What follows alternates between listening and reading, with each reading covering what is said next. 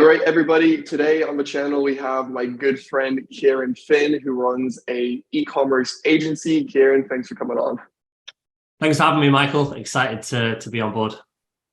All right. So the title of this video is going to be something around why most agency owners, or specifically e-com agency owners, fail and how Ciaran did it. So just to kind of preface this, I've been in the agent space for 7 years. I've done pretty well, but it hasn't been fast. And I've seen so many people start agencies and fail, start agencies and fail. And Ciaran, relatively new to the agency space, what, Ciaran, like 2 years? Yeah. Coming up to 2 years in this end of January last year, actually, was when I entered the space. Okay, yeah. So right up on 2 years, and you've done about as much progress as I've done in 7 years, and done more than most people have. You move really quick. So the idea for this interview was not just to the basic questions that I normally ask, but like, what did you do differently that you are doing well, considering there's so many other people? So I think breaking that down, could you start with just an overview of what it is that your agency does?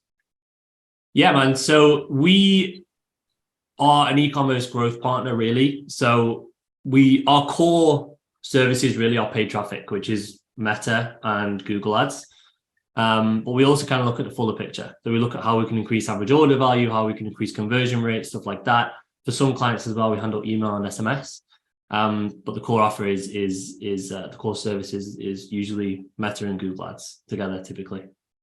Okay, awesome. And do you think that knowing how competitive ecom is right now, if you were starting another agency, you would consider the ecom space, or no, or you'd go a different direction? If my agency somehow died or whatever, it's kind of swings and roundabouts, right? I've got such a deep knowledge of ecom that I could it could make sense to do that, but it definitely wouldn't be this kind of offer. If someone was new and was like, oh, what niche should I go for? I wouldn't say ecom because it's so competitive. Obviously, we're now quite ahead. Yeah. We've got the case studies, we've got everything, we've got great clients who refer us and all that kind of stuff. But yeah, to start, it's pretty brutal. And I think that I'm glad, looking back, I'm very glad that I came into this space completely green. I had no clue about anything when I entered the space. And I think that's a good thing, because it's just ignorance is bliss. I think I just kind of ran through some brick walls without even really realizing they were there. And I've only kind of realized that afterwards now, looking back and seeing other people who have started and kind of struggled, have been like, oh shit, I actually did a lot of stuff that a lot of people struggle doing, and it is a very very competitive niche for sure. Yeah, it is brutal. And I have one question for you that's a bit different. If I'm correct, you were working when you started your agency, right? I was working, and I was at uni as well. So I was in my final year of uni, and I was also working as a nursing assistant. Yeah. One trend that I found, this is very specific, is that generally the people who are working while starting their agency move faster than people who are not working. I think there's two reasons for this. One of them being that a lot of really young guys start agencies, which is great. I was one of them, but a lot of them don't have any working experience. So even the idea of how to work, they don't know. And second, yeah. I'm in a few Facebook groups, and I see questions like, how do I do outreach if I can't afford domains and emails? And it's just amazing how much faster you can move if you just have $500, $1,000, $1,500 to spend each month. That's just yes, you can start an agency for $0, but it's so much more difficult actually doing that. It's easy to make a video on it, but it's so much more difficult. So I wonder if that's something too, because I know you weren't afraid to spend money initially, probably propelled you quite fast. Yeah, definitely. So I was at university, so I had university loan. I was living at my mum's house at the time, so I had no rent because it was COVID, so we'd moved back home. And I also had the job that was paying okay money because I was working in a COVID hospital, so I was getting COVID danger pay. So all of that I was just throwing into it, and I was and still am, I would say, pretty loose with the cash that we have in the business. I've just brought on a fractional CFO who's probably going to try and rein that in, or at least direct it in the right places. But I've never really had a problem of being okay, there's a chance this could massively propel the business forward. I'm going to chuck money at it. And do you know what I mean? Even I only started. I didn't pay myself anything until we hit 30 grand a month in the business. I didn't pay anything. I was just living off what was left of like student loan and nothing. All I was paying was rent and food. That was it. And everything else was just plowing back into mentors, coaches, new softwares, like whatever might help us get to that next level, which I think is the most important thing. I think it's really interesting that you mentioned you didn't start paying yourself to doing 30K a month. Because I think a lot of people have this illusion that with building an agency, they're going to hit 10K a month in revenue and pay themselves 8K, which again, if you're freelancing, that's possible. But like, Yeah. even looking at like, I'm just now starting to pay myself like not considerable money, but like, you know, I pay myself and it comes out to like 7 to 9K a month. Like that is what I'm paying myself. But a lot of people I think assume that, you know, me or you are putting $30,000 in our pocket every month, which really isn't the case, especially as you grow, because margins get tight. Yeah, and that's a lot more than I pay myself. So I on in terms of salary, I pay myself £1,000 a month because that's kind of like what's legit in the UK, and then you usually pay yourself dividends after that.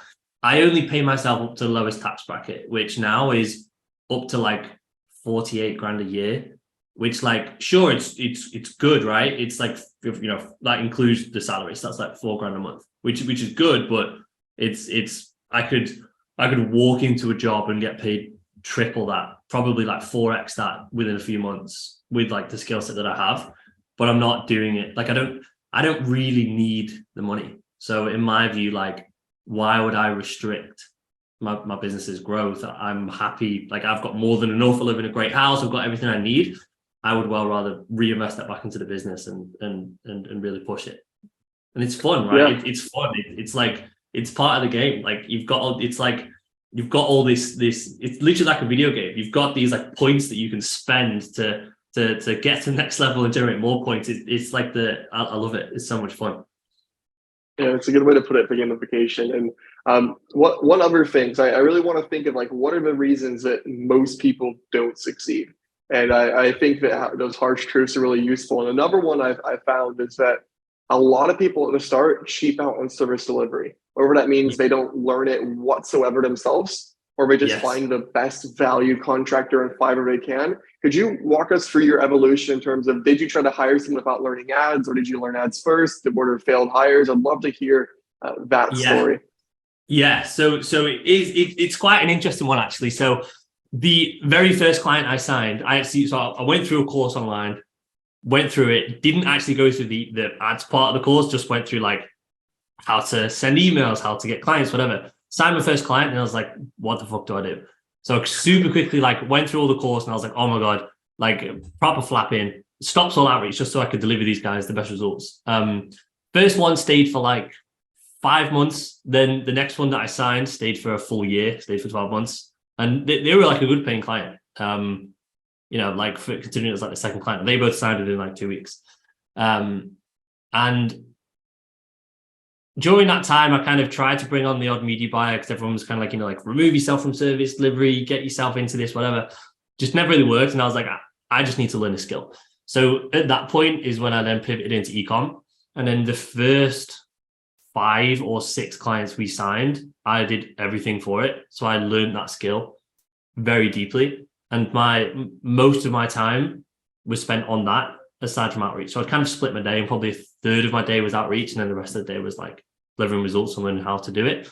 And that I think has been game changing, because now I am like I could just go and be a media buyer if I wanted. Like I built all the media buying team. I've built all the SOPs, and it's made things so much easier because I've never really understood that concept of like not knowing the service. Because how can you hire someone if you don't even know what it is? Like how can you know if they even know what's going on? And I'm not gonna lie, like media buying now is complicated. Like iOS 14, everything that's going on, it's not simple. And if you want to get results, you need to really understand what's going on. And I think that like having a leader in place who doesn't understand that, it's just not going to work. It's going to be so fragmented. I think a lot of that is because people are sold to their laziness, right? Like a lot of information online says that this is a business model where all you have to do is just pay somebody $500 a month. And one thing I'll say is like, we work with most of the clients in my agency are significantly bigger entrepreneurs than myself. I don't think that we have a single client who doesn't know their own delivery process really well. At some point, they hire someone better than them. But the people I meet where they're like, oh, I just outsource it, they generally have 2-3 clients, or most commonly no clients. And it shows, like, especially take e-commerce. Like 5 years ago, you could sell Facebook ads and be like, we do this thing called retargeting. It's really cool. That was special, but like no one gives a shit now. So when you're sending out your cold emails, it's clear that you have no idea what you're talking about. When you get on a sales call, if you're talking to a sophisticated e-commerce business owner, you cannot tell them about lookalike audiences and retargeting. They know that. And so especially for service like that, I mean, I'm guessing for you, your sales process is probably pretty technical. Yes, very technical. So so recently we tried bringing on like a sales rep where they could start taking sales calls. It's a very difficult thing to do as for like what we do, because it is so technical and I don't have that technical knowledge. So like for every client, and we're very selective who we work with as well. So we turn away more business than we take on, and we vet our potential clients pretty deeply to really ensure that we can give them amazing results. We don't want to take on anyone that we can't. So we always do 2 calls when we have like with a potential client. First one is like discovery, to learn a background of their business and what their goals are, what their expectations are, all this kind of stuff. Then we do an ad account audit in between, where we do a full audit, and then we come back to the second call with a full breakdown of everything we found. We walk through strategy, and like you say, like a lot of ecom founders, they could easily be like a media buyer at a top agency.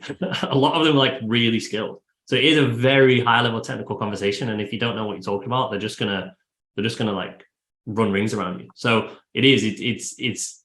it's very much, it's a very technical thing like that, for sure. A lot of, I think, people choosing a niche or an industry comes down to just ignorance, which there's nothing wrong with that. Like I totally believe it's worth starting an agency the worst way possible as opposed to not starting one, because you're going to learn by fire. But if you do have information, fantastic. But looking at Facebook ads, you need to have a brand with a good product, with proper inventory, with an optimized website. You pretty much need to know how to handle the tech of ads. You need to know how to write the copy. You need to make sure you have good creative. You have to make sure tracking is right. There are so many moving pieces. And when I make a few videos on like offers I suggest, the offers I suggest starting out are really simple. Like, how much easier would it be to write blogs for a business, or to help, say, entrepreneurs get on podcasts, or to do one like really small specific thing? And I've made videos giving service ideas, because it's so many moving pieces. There are so many other services, even like prospecting, like cold email's technical, but hiring, like, say, okay, I'm going to do LinkedIn outreach manually, or Facebook outreach manually, or Instagram outreach manually as a service. There's so many less moving pieces. So it's kind of sad that you have people who are hopeful and excited just jumping into this. It's like, you don't start driving a 600cc motorcycle. You start lower and work your way up. So it is fascinating to see that. A 600cc motorcycle in a race where there's like thousands and thousands of other people trying to win that race, when there are other races that are less people. I completely agree. Like our clients, if we ask them, they get 10 cold emails a day, like literally. And it is crazy. But I think like ads like the gurus in the space do brand running ads as very simple, but it is not. Like I think it used to be easy, because you could just stick up some ads and you would get like a 5x ROAS. Now it's not that simple. iOS 14, we're in a recession. It's so competitive. CPAs are rising. It's like there's a lot that goes into it, and it's very technical. And if you don't know what you're doing, it's going to be so hard to get results. So I think like from a technical standpoint on what to learn, it's very deep. And then from a delivery, like you said, the creative side is a lot. So we have creative strategists, we have media buyers, we have performance marketers. It goes very deep. And to really deliver results, you need to move a lot of levers to really get there. Yeah. So we've talked about not having a service that's too technical, actually knowing the service delivery yourself, understanding that it actually costs money to run an agency, understanding that your clients are probably smarter than you are if you don't know your service delivery. Now, another thing I think that's kind of one of the reasons people fail is they don't realize how much work goes into it. I want to preface this with I see a lot of beginners who think work means meditating, working out, being healthy, like for whatever reason that matters in running a business, which maybe it does. But Yeah. I see a lot of beginners who they start a business and they see it as like a lifestyle immediately. Like you know, I have my business and the first thing I need to do is meditate and I need to read more. Where in reality, I look at like you're only working 2-3 hours a day. And I think you and me have this in common where at the beginning, I have more now, but at the beginning, I had no work-life balance. Like I just worked. I believe you're the same way, right? Yeah, 100%. So yeah, the whole first year of the business was just like 12-hour days. And I remember whilst I was at uni, I was waking up at 4 a.m. so I could get like a 4-hour work block before lecture started. And then on the weekend, I was going and working like night shifts for this job. It was brutal. But like even now, man, I work a lot. Like I work a lot more. I work more than any member of the team. Like I'm always first on, last out, like every day. And I think like personally, I think the smaller you are, the less free you are, because like you don't have the team to do it. So like you are the business. And I think that like I'm not quite there yet, but when I look at people who are running like multiple 7-figure businesses or even like an 8-figure business, they've got a whole team running that business for them. So they can't, that's when you have the freedom. Like, and I think a lot of people kind of like, and I was always kind of told like, nah, you want to keep it lean, you want to do this, do that. And that's kind of what I tried to do for a long time, is like keep my margins super high and like keep the team super lean and whatever. Whereas pretty quickly realized like, if I want that freedom I mean, I don't even think I want freedom, but I want freedom to just like drive the business forward rather than be working in it. I want to work on it. Do you know what I mean? Because I love the grind and I love working on this, and it feels like a game. Like I love it, but like I want the freedom to work on it and not be restricted by it. And that will come as the team grows. So early this year, I was like, yeah, fuck it. Like had a total mindset shift. I was like, I need to invest in the team. I need to invest in the business here. So that's when I started pouring back in, bringing on like leaders into the team, building out like a bit of an executive level, and really kind of focus on removing myself from the operations so that I can just focus fully on driving it forward. Yeah. Excuse me. Yeah, I agree with what you're saying there. And I think one thing too that is also not sexy, so it's not talked about as much, is when you're first deciding what you're going to go into. I think that probably 50% of agency owners I talk to who are smaller really don't want to be agency owners. They just think that business idea is cool and they'd be great freelancers. Like there's like this stigma around like freelancing is awful, but it's like, how can I make 10K a month as fast as possible with the highest profit margins and be the least stressed? Freelance, have 4 good clients. Like it's going to be way more stressful to build an agency than it is to freelance. And like I think both of us right now probably make more money if we were freelancers. Yeah, like 100%. Like I know I could go and walk into, like I could go and be like a media buyer at an agency and get a decent wage. If I wanted to really make money, I could go and be like a closer or like a sales rep for an agency and just like rake it in. I could probably make like 10 to 20K a month doing that. And my expenses would be zero. But like yeah, I think there's no shame. I think a lot of people do stigmatize it and be like, you know, don't want to be an employee or employee mindset and stuff. But like, I think there's absolutely no problem with that. I think you just got to do what you want to do. Like if you don't want to be an entrepreneur, you don't want to be like a founder and lead a team like that and have all that, because it's stressful. It is stressful, especially an agency. An agency is like a living organism. Me and our like CMO, we were talking about this the other day. It's like a living organism. Like it moves, it breathes, it's like up and down. You know, you'll have a big client and they'll drop off, and then you'll have some big clients come on board. Like it is a stressful game. So I think like if that isn't for you, then there's absolutely no problem. I think a lot of people do force themselves to stick it out for too long, when they know it's not right for them, because they think that there's a problem with being a freelancer, or keeping things smaller if that's what they prefer or whatever. Do you know what I mean? And like, some of the best people that I've seen are where they've started running an agency and you quickly realize, like, actually, I really love XYZ part, but I hate the rest. So I'm just going to sack off the rest and do this. That's when people, kind of similar to you, maybe, like you originally had an ecom agency, right? And now you just have a lead gen agency, probably because that's the thing that you liked, right? Yeah, I enjoyed it. And also I saw the saturation in the ecom space. And but it's funny because the whole idea of like know when to stop is, it's against the typical motivational Instagram video. But one thing I would say to people too is like, if you're seeing no success, you've been trying for years, you just need some money and stability. Well, go work for an agency. You're basically getting paid to learn. Like, I think that if you work for a really nice agency, not corporate, but it's a nice agency for 6 months to a year and stack cash, there's going to be a much higher ROI in that than most courses, or even coaching. Like, I look at we have a lot of employees, and I look at like how much exposure to get to the business. Like, most of them are equipped, so if they wanted to, they could walk out and succeed significantly faster of an agency than somebody else just starting, because they know how we operate, they know how we do SOPs, how we do outbound, how we do sales, how we manage clients, our systems. Yeah. So I think that's a great option for people just starting out.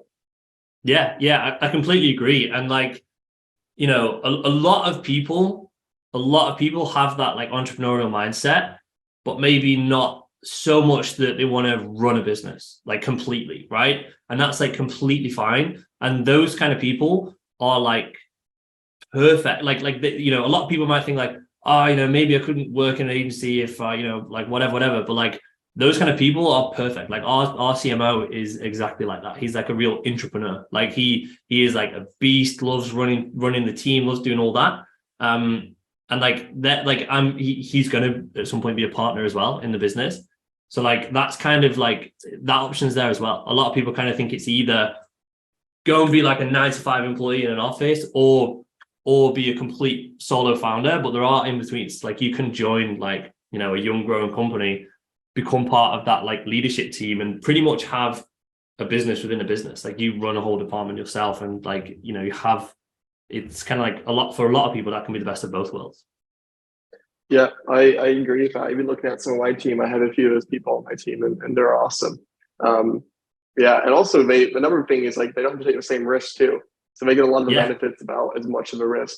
Now, we've talked about a lot of things that are less exciting and less sexy about starting an agency. And one thing to know, people listening, is the goal of this video is not to like demotivate. It's just to set realistic expectations, because if you have those expectations, you're more likely to do well. Now, as kind of one of the final questions here, we've talked about a lot of specific things. Is there any other main points as to why you did well or some of your friends have done well that you think people starting out could benefit from knowing, like setting the expectation right? Yeah, so I think I've kind of asked myself that a few times. Like early on, I was kind of getting success and I was like, I just thought I was normal. Like I was like, oh, like if everyone else must be kind of, like growing at this rate, that's fine. And then now that I kind of look back, I see a lot of people who didn't, and I'm kind of like, oh, okay, like that wasn't really normal.